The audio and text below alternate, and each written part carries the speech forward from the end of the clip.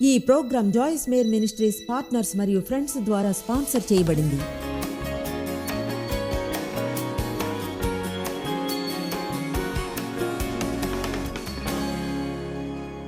ఇప్పుడు యోహాను 5ని చూడకుండా ఉండలేకపోతున్నాను. ఇతని గురించి దాదాపు 6 నెలలుగా బోధించలేదు కనుక ఆగలేకున్నాను.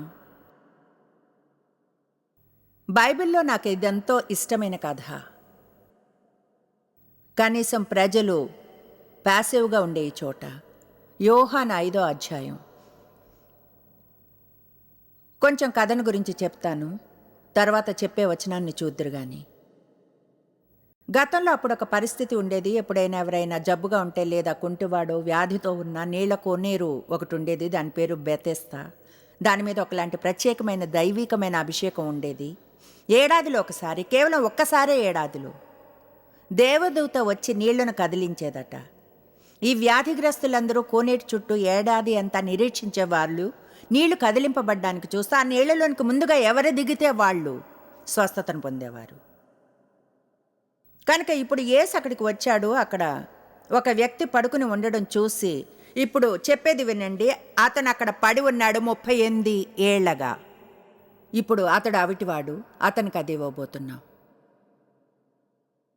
నేను ఏం చెప్పబోతున్నాను? 38 ఏళ్ళే అనేది చాలా కాలం ఒక చోట పడి ఉండడం అంటే. యేసు అతని వద్దకు వచ్చి ఇలా అన్నాడు, ఎంతకాలంగా ఇక్కడ ఉన్నావు? బహుశా అతనికి షాక్ ఇవ్వడానికి అని ఉంటాడు.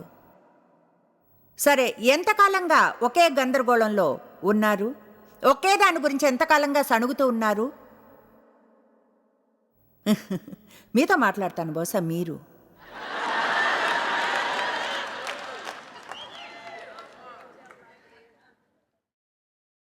ఐ లవ్ యూ, మీకు హెల్ప్ చేస్తాను. నేను వీటన్నిటి నుంచి వెళ్ళాను. దేవుడు నాతో చెప్పే విషయాలు చెప్పాను. మీరు సంతోషంగా లేరు, ఎందుకు మీకు స్వార్థం? ఓ థ్యాంక్స్. దాంతోపాటు వాళ్ళు అనేది మిగల్లేదు, అది నేను. వాళ్ళకి స్వార్థం ఉంది, వారితో మాట్లాడను, నీతో మాట్లాడుతున్నాను జాయిస్. దేవుడు మనతో బలపడిన కొలది ఆయనతో చెప్పాలనుకుంటాం, అందులోనూ లోపాలేమిటో.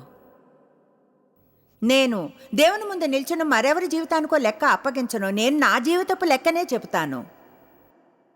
మనం నేర్చుకోవాల్సింది ఏమిటంటే, మీరు మంచిని చేయండి, మిగతా వారంతా ఏం చేస్తున్నారో పట్టించుకోకుండా. మీకు ఒక్కరు కూడా మనిషి దొరకకపోతే మంచిని చేసేవారు, మీరు మాత్రం మంచినే చేస్తుండండి. కనుక ఆయన అతనితో అన్నాడు, ఈ పరిస్థితుల్లో ఎంతకాలంగా ఉన్నావో ఆయనకు ముందే తెలుసు. అతన్ని ఆశ్చర్యపరచడానికి అడిగాడు, 38 ఏళ్ళుగా. తర్వాత ఆయన స్వస్థపడగోర్చున్నావా? ఓ, ఏం ప్రశ్న, ఏం ప్రశ్న. 6వ వచనం ఇప్పుడు చూద్దాం. యోహాను 5:6. యేసువాడు పడి ఉండుట చూచి వాడప్పటికి బహుకాలం నుండి ఆ స్థితిలో ఉన్నాడని ఎరిగి, స్వస్థపడగోర్చున్నావా అని వారిని అడుగ్గా, ఏమనంటే, నీకు నిజంగా బాగావాలనుందా? నేను చెప్పగలను, కొందరికి బాగావాలని ఉండదు, ఎందుకంటే అప్పుడు వాళ్ళు సణుకోవడానికి కారణం ఉండదు.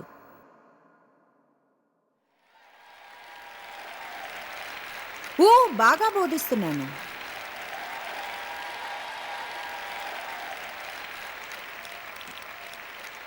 ఎవరో అనుకుంటున్నారు, అవును సార్, సిస్టర్ మేయా అలా ఉన్నవారు నాకు తెలుసు. ఆ రోగి ఇలా అన్నాడు. నేను ఇది చదివిన ప్రతిసారి కోపం వస్తుంది. అదంతా వైఖరిని గురించి నేను ఇక్కడ మాట్లాడుతున్నాను. ఆ రోగి ఇలా అన్నాడు, అయ్యా, నీళ్లు కదిలింపబడినప్పుడు నన్ను కోనేటిలోకి దించేవారు ఎవరు లేరు. మీరు అనుకోవచ్చు, అర్థమే లేదా అతను కుంటివాడు. అయితే నేను వచ్చినంతట్లో నాకంటే ముందుగా మరొకడు దిగును అని చెప్పాను. ఇప్పుడు చూడండి, మీకు ఒకటి చూపిస్తాను. 38 ఏళ్ళు పడున్నాడు అనుకుందాం, ఇది కోనేరని. ఓకే, 38 ఏళ్ళు నేను ఇక్కడ ఉన్నాను, అది చాలా కాలం. ఓకే, నాకు అర్థమైంది, నేను కుంటిదాన్నే. అయితే మిగతా భాగాలు పనిచేస్తున్నాయి.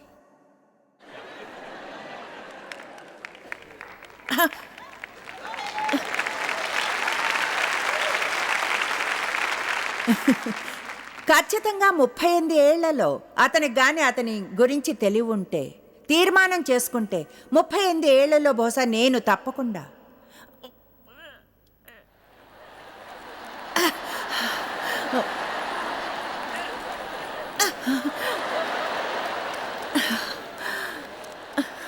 All right. ఇప్పుడు వచ్చే ఏడాది దేవదూత వచ్చినప్పుడు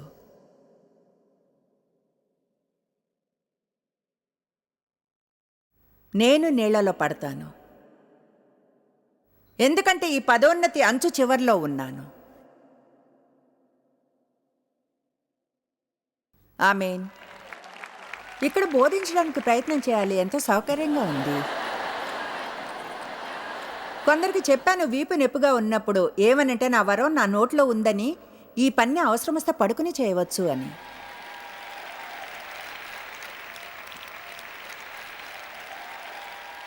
సరే,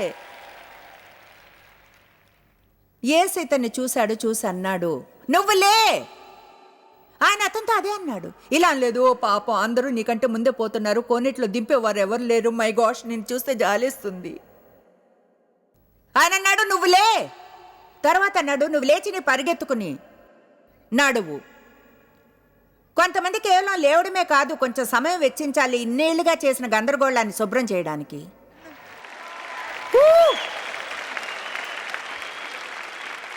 ఉప్స్.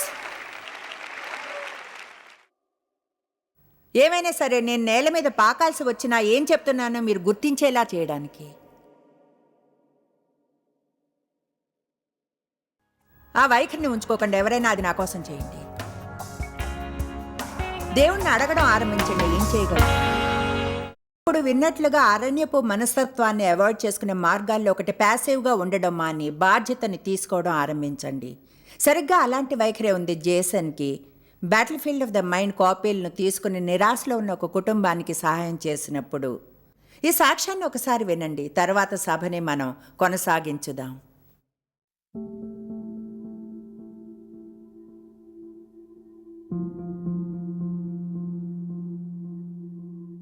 నా భార్య ముందుగా పుస్తకం చదివింది. ఆమెలో మార్పుని చూశాను. ఆమె ఒక చిన్న గ్రూప్తో కలిసి పుస్తకాన్ని చదివింది. చదివిన తర్వాత ఆమె తనని గురించి తాను బాగా తెలుసుకుంది, అలాగే నా గురించి. అందువల్ల నేను ఆ పుస్తకం చదివాను. బహుశా నాకు ఆలోచన మీద ఎక్కువగా ఉండే అలవాటు ఉంది. ఒక నిమిషం ఆగి నిజంగా ఆలోచిస్తే, దేన్ని గురించి ఆలోచిస్తున్నానో గుర్తిస్తే, ఇది నన్ను క్రిందకు తీసుకెళ్తుందా లేక నన్ను పైకి తీసుకెళ్తుందా అనేది, ఇది నన్ను ముందున్న నిరీక్షణను చూసేలా చేస్తుంది లేక నన్ను వెనక్కి తీసుకుని వెళుతూ ఉందా. నా భార్య ఇతరులు కూడా ఒక మార్పుని గమనించి ఒక విధంగా ఏమిటంటే నేను వెనక్కి అడుగు వేసి తిరిగి గుర్తించగలిగినట్లు.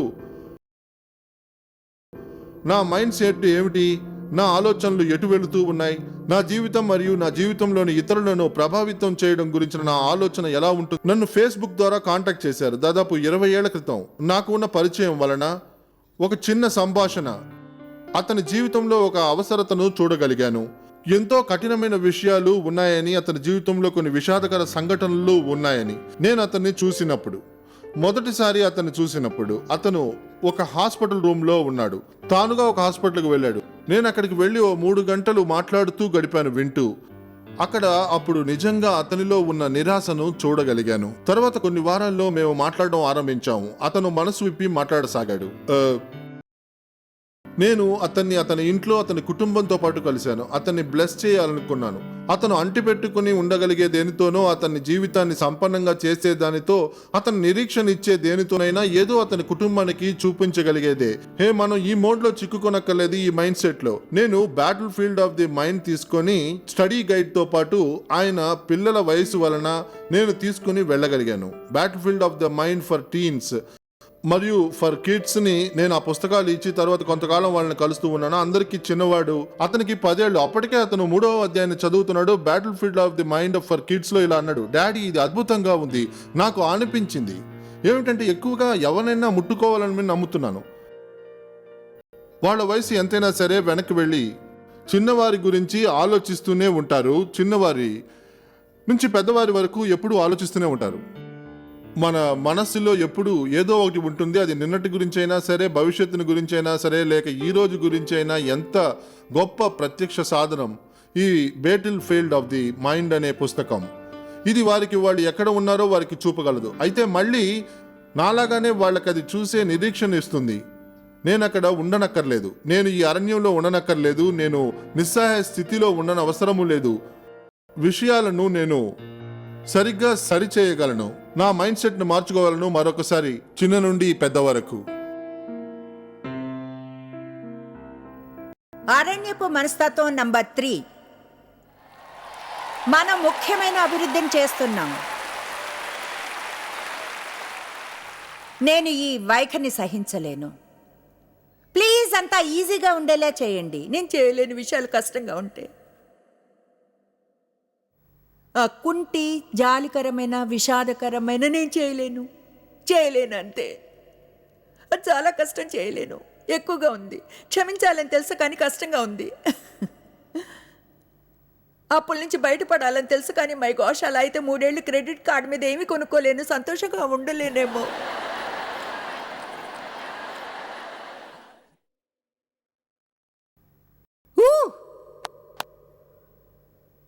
మీరు కఠినమైన వాటి కొరకు అభిషేకించబడ్డారు. మీకు పరిశుద్ధాత్మ శక్తి ఉంది కష్టమైనవి చేయడానికి సహాయపడేలా. మనకు దేవుని శక్తి అక్కర్లేదు ఒకవేళ వెళ్తూ ఈజీగా ఉన్నవన్నీ చేస్తుంటే.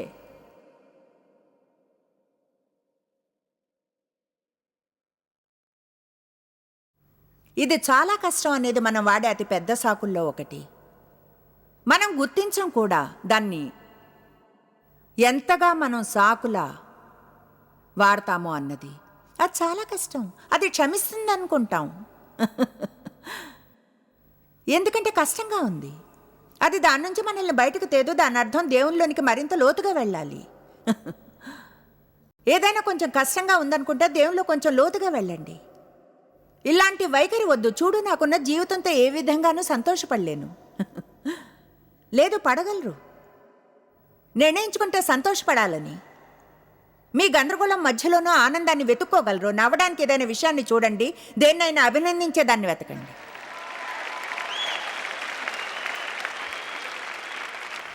ఒకటి ఎప్పుడూ నన్ను ఆశ్చర్యపరుస్తుంది తిన్నగా దాని వద్దకు వచ్చినప్పుడు.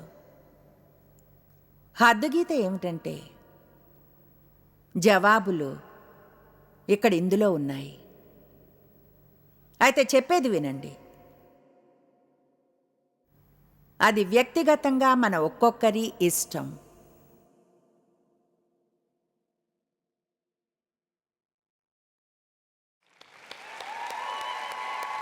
అయితే వాళ్ళు కానీ మీరు అర్థం చేసుకోరు. కానీ వాళ్ళు నన్ను కోనేట్లోకి దించడానికి ఎవరూ లేరు.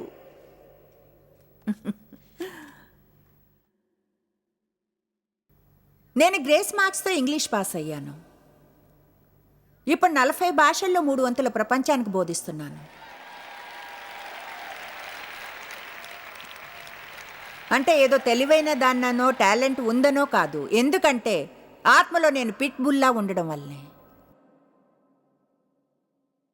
ఎందుకంటే నేను వదిలివేయలేదు కనుక. ఆశ్చర్యంగా ఉంటుంది ఏమవుతుందో చూస్తే. ఒకవేళ మీరు వదిలివేయకుంటే, అపవాది మీరు నిస్సహాయంగా నిరీక్షణ లేకుండా ఉండాలంటాడు. అన్నీ కష్టం అని చెప్పి. చాలా కష్టం తెలుసా, చాలా కష్టం. నిన్న ఇశ్రాయేలీయుల గురించి తెలుసుకున్నాం. సంఖ్యాకాండం 24లో వాళ్ళు ఎప్పుడూ నిరాశ చెంది కృంగిపోయేవారు. శోధనల్లో ఎల్లప్పుడూ విషయాలు కష్టమైన ప్రతిసారి నిరాశపడిపోయి కృంగిపోయేవారు. భావాల చేత నడిపించబడేవారు, దేవుని వాక్యం చేత నడిపింపబడకుండా. ద్వితీయోపదేశకాండం 8లో నిజం చెప్పాలంటే నాకు అది ముఖ్యమైన అధ్యాయం బైబిల్లో. దాని వెనుకున్న ఎందుకు అనేవన్నీ ఇప్పుడు చెప్పడానికి సమయం లేదు. అయితే నేను ఎన్నో విషయాల నుంచి వెళ్ళాను. యవనాస్త్రాలైన విశ్వాసిగా పరిచర్లో నాకు అది అర్థం కాలేదు. ఎందుకంటే నాకు అనిపించింది దేవుడు దాన్ని సరిచేస్తాడని. అయితే చేయలేదు. ఎవరికైనా అలా అయిందా? తరువాత ఇది చూపించాడు. నీవు ఆయన ఆజ్ఞలను గైకొందువో లేదో నిన్ను శోధించి నీ హృదయంలో ఉన్నది తెలుసుకొంటకు నిన్ను అణుచు నిమిత్తమును అరణ్యములో 40 సంవత్సరములు నిన్ను నడిపించెను. అలాగే ఆహారం వల్లనే గాక యెహోవా సెలవిచ్చు ప్రతి మాట వల్ల నరులు బ్రతుకుదరని తెలియచేయుటకును. మన జీవితం పరలోకం కాదు. మన పరిస్థితులన్నీ అవి ఎలా ఉండాలనుకుంటామో మన జీవితం క్రీస్తులో ఉంది. ఆయన్ని తెలుసుకోవడంలో ఎన్నో మంచి పాఠాలు నేర్చుకోవచ్చును ఇశ్రాయేలీయుల నుంచి. ద్వితీయోపదేశకాండం 30:11-14 అందరం ఈ వచనాలు చూద్దాం. నేడు నేను నీకు ఆజ్ఞాపించి ధర్మమును గ్రహించుట నీకు కఠినమైంది కాదు. చెప్పండి, కఠినమైనది కాదు, దూరమైనది కాదు. మీరు అది చెప్పక్కర్లేదు. చూడండి, నేను చెప్పింది మాత్రమే చేయండి. మనము దానిని విని గైకొనున్నట్లు ఎవడు ఆకాశమునకు ఎక్కిపోయి మన యొద్దకు దాన్ని తెచ్చును అని నీవు అనుకొనుటకు అది ఆకాశమందు ఉండునది కాదు. దాన్ని చూడండి, అదేమీ రహస్యం కాదు. మనము దాన్ని విని గైకొన్నట్లు ఎవడు సముద్రము దాటి మన వద్దకు దాన్ని తెచ్చును అని నీవనుకొన్న నేల. ఇదెంతో ఆశ్చర్యకరమైంది. అదేమీ కఠినమైంది కాదు, కఠినమైంది. అండం మానండి. ఇలా అండం కూడా, అది నా కోసం ఎవరు తెచ్చి పెడతారు? అద్దరికి పోయి దాన్ని తీసుకుని నాకు తెచ్చిస్తారు. ఎప్పుడు దాన్ని పరిష్కరిస్తారు? అది సముద్రపు అద్దరి మించినది కాదు. నీవు దాన్ని అనుసరించుటకు ఆ మాట నీకు బహు సమీపముగా ఉన్నది, నీ హృదయము నీ నోట ఉన్నది.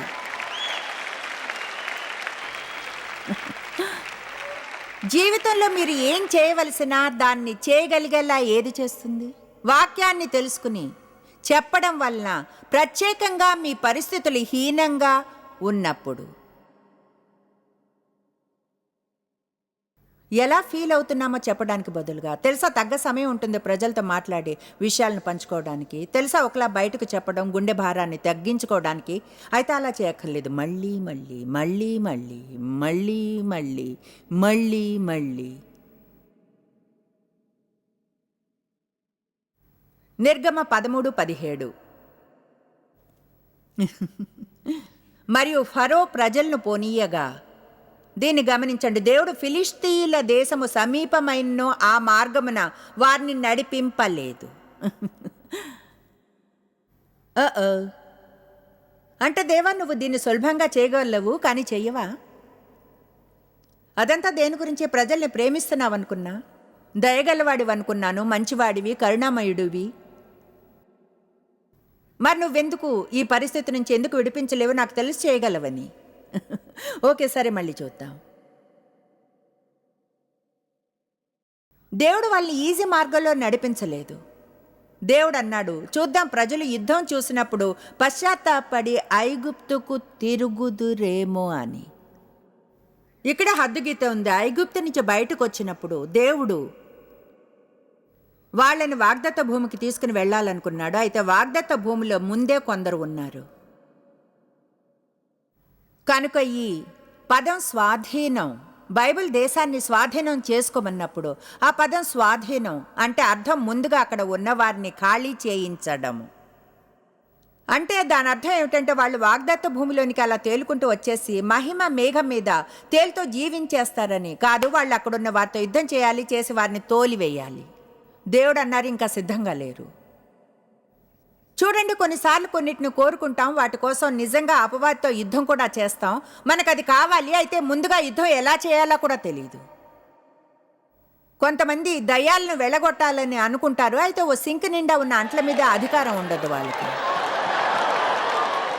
బహుశా కొంతమంది మీ ఇంటిని శుభ్రం చేసుకోవాలి పరిచర్యను గురించి చింతించడానికి ముందు.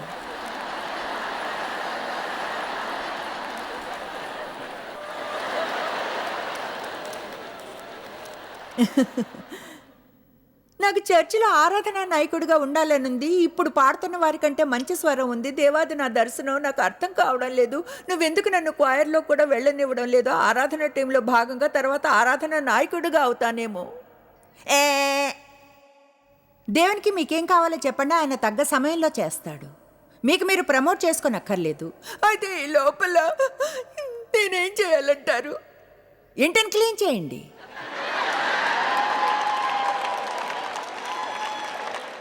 బిడ్డల్ని చూసుకోండి, వాక్యాన్ని చదవండి, పక్కింటి వారితో మంచిగా ఉండండి. నేను అలా ఒకసారి చేశా. రక్తస్రావం సమస్య కల స్త్రీ గురించి ఏంటి? ఆమె వదిలిపెట్టలేదు. అందరూ ఆమెను యేసు దగ్గరకు రాకూడదన్నారు. అయితే బైబిల్ చెప్తుంది ఆమె తోసుకుని ముందుకి వెళ్ళిందని. మార్కు 4, యేసు శిష్యులతో పాటు దోణిలోకి ఎక్కి అన్నాడు, పదండి మనం అద్దరికి వెళదాం. దోణి అడుగు భాగంలోనికి వెళ్ళి ఒక కునుకు తీశాడు. పెద్ద గాలి వానతో తుఫాను ఒకటి చెలరేగింది. మమ్మల్ని ప్రేమించడం లేదా యేసు? నిద్రపోతున్నావు, మమ్మల్ని కాపాడవా? ఇలా ఉంటే అద్దరికి ఎన్నిటికీ చేరుకోలేం. కొన్ని వచనాల తర్వాత ఎంతో ఇష్టం చెప్తుంది, అద్దరికి చేరుకున్నారు. చూడండి, ఒకవేళ యేసు అంటే అద్దరికి వెళ్తున్నామని మీరు అద్దరికి చేరుకుంటారు. అయితే ప్రయాణాన్ని మీరు ఎలా చేస్తారన్నది మీ ఇష్టం.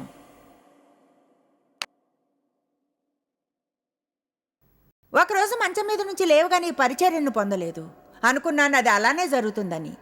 నిజంగా అనుకున్నాను. దేవుడు నాతో మాట్లాడిన తర్వాత, నువ్వు ప్రపంచం అంతటా వెళ్ళి వాక్యాన్ని బోధిస్తావు, పెద్ద పరిచర్య ఉంటుందని అనుకున్నాను. ఓహో, వెళ్దాం పద యేసు.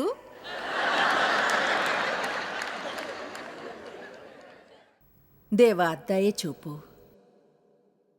గుర్తుందో ఒకరోజు ప్రార్థించినప్పుడు, నాకు గుర్తుంది ఇప్పటికీ ఎక్కడున్నాను. ఓ దేవా, ప్లీజ్ ప్లీజ్ ప్లీజ్ అంటే నేనంత యంగా లేను. దేవుడు దీనికోసం పిలుపునిచ్చినప్పుడు నాకు అప్పటికే 30 ఏళ్ళు వచ్చాయి. పరిచర్యను 42 ఏళ్ళు వచ్చే వరకు ఆరంభించలేదు. నాకు చెప్పకండి వయసు అయిపోయిందని, అలా చేసే సమయం దాటిపోయిందని. అది వినాలనుకోను. చాలామంది పిల్లలు ఉన్నారని కూడా చెప్పకండి, ఎందుకంటే నాకు 4 ఉండేవారు. వారిలో ఒకరు నేను ఆరంభించినప్పుడు, అంటే దానికి ముందు 10 ఏళ్ళు పరిచర్యలో ఉన్నాను. అయితే ఇతరుల కొరకు పనిచేస్తున్నాను. దేవుడు నాకు ఈ పరిచర్యను ఆరంభించడానికి పిలుపునిచ్చినప్పుడు ఒక బేబీ ఉంది. చెప్పాలంటే అతను ఇప్పుడు ఓవర్సీస్కి CEO, టీవీ మరియు మీడియా అంతటికీ, అలాంటివన్నీ మీరు చూసే వాటన్నిటికీ అతన్ని భుజం మీద వేసుకుని ఆరంభించాను. కనుక ఏమీ చేయలేరని చెప్పకండి. ఇలా ఎందుకంటే నిన్న చెప్పుకున్న దాని వద్దకు తిరిగి వెళ్దాం. నిర్ణయించుకోండి, దేవుడు చేయమని చెప్పిన ప్రతిదీ చేయగలరని. మీరు కానీ తీర్మానించుకుంటే ఇతరులు మిమ్మల్ని నిరాశపరచనివ్వరు, అలాగే మీ పరిస్థితులు మిమ్మల్ని నిరాశపరచనివ్వరు. చూడండి, ఎవరికైనా ఆరణ్యపు మనస్తత్వం రాగలదా? అయితే దాన్ని పొందనక్కర్లేదు. మనం యాక్టివ్గా ఉండాలి. మనం ఏం చెయ్యాలో తెలుసుకుని దాన్ని తప్పక చెయ్యాలి.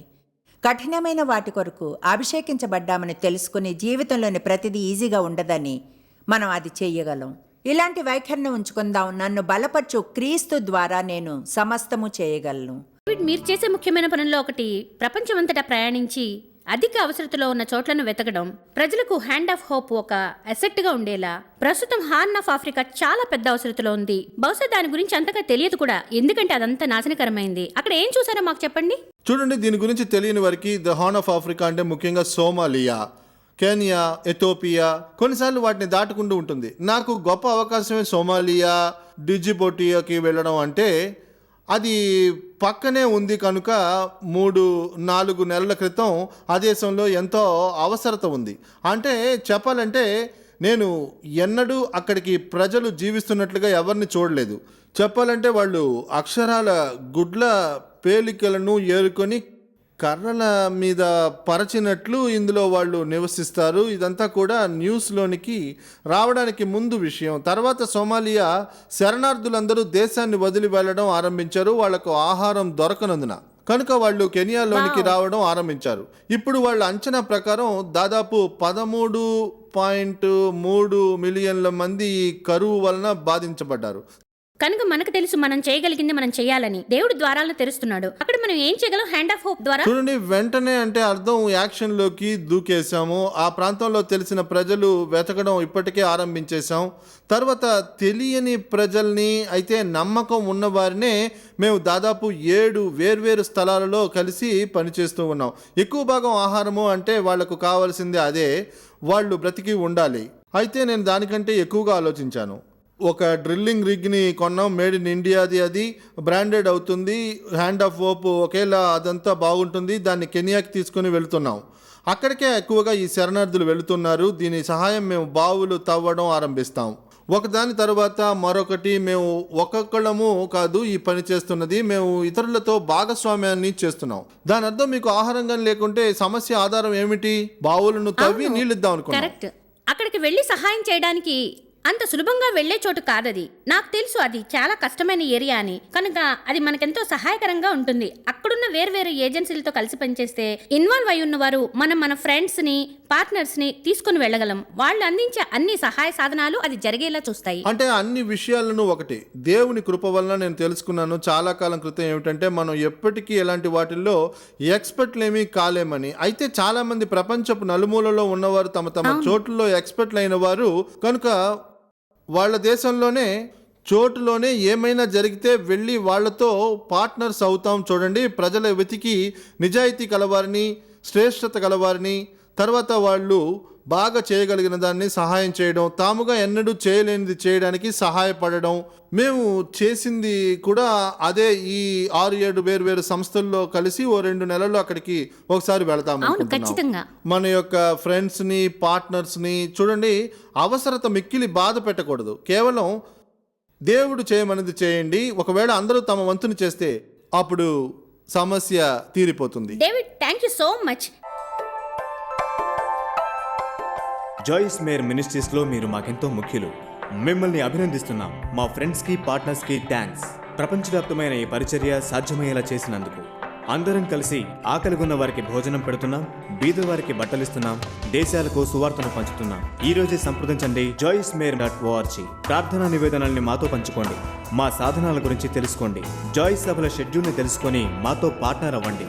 ప్రపంచమంతా క్రీస్తు ప్రేమను పంచడానికి. ఈ programme Joyce Meyer Ministries partners మరియు ఫ్రెండ్స్ ద్వారా స్పాన్సర్ చేయబడింది.